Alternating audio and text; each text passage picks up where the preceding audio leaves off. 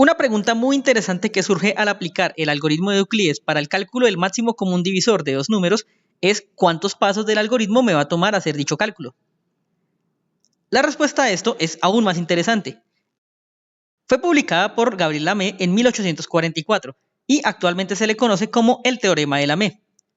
Este nos dice que para el cálculo del máximo común divisor de dos números A y B, el número de pasos del algoritmo de Euclides es a lo más 5K, donde K es el número de dígitos del número más pequeño entre A y B.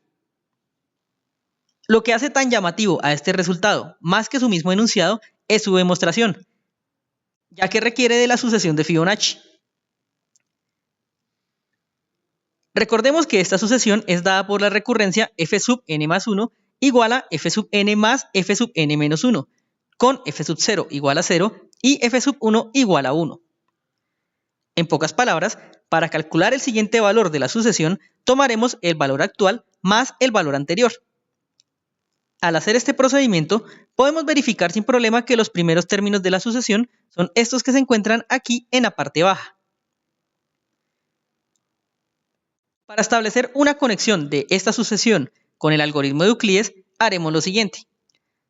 A manera de ejemplo, tomaremos dos números de la sucesión y le sacaremos el máximo común divisor. En particular, consideraremos los dos números más altos que tenemos en pantalla, y estos son 89 y 144.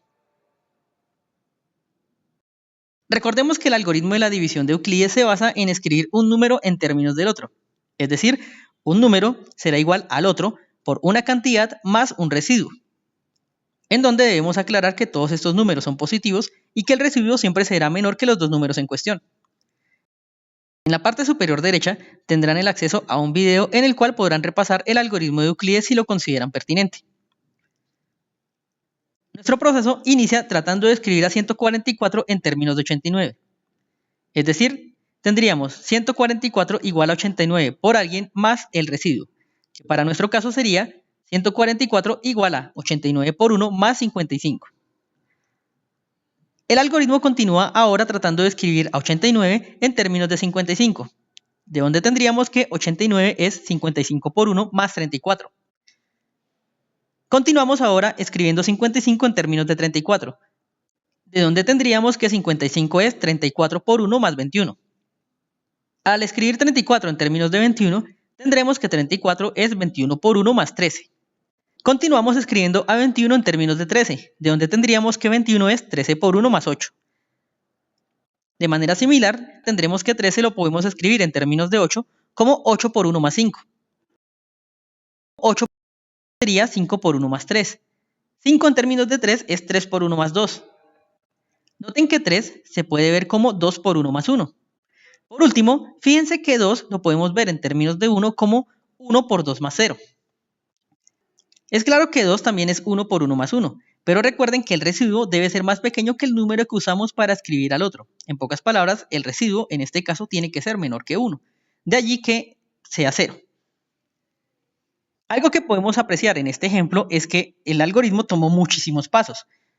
En total nos tomó 10 pasos del algoritmo llegar al residuo 0, lo cual cumple con el teorema de Lamé, ya que, como podemos observar, entre 89 y 144 el mínimo es 89, y 89 tiene dos dígitos. El teorema de Lamé nos dice que este procedimiento terminaría como máximo en 5 por 2 pasos, o sea, máximo 10 pasos, que fue justo lo que nos tomó. Noten que al querer escribir un número en términos del otro, siempre nos aparecía este 1.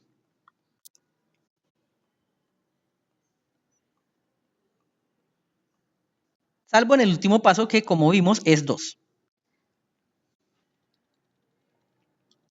Pero, aún más interesante, fíjense los números que se encuentran en rojo, en azul y los residuos. Por la misma naturaleza del algoritmo, estos números se repiten, sí. Pero, si se fijan muy bien, estos números ya los habíamos visto antes. De hecho, son los números de la sucesión de Fibonacci que presentamos hace un momento. Más aún, en general podemos afirmar lo siguiente. Si vamos a calcular el máximo común divisor de dos números consecutivos en la sucesión de Fibonacci, al aplicar el algoritmo de la división de Euclides, reconstruiremos todos los términos anteriores en la sucesión de Fibonacci.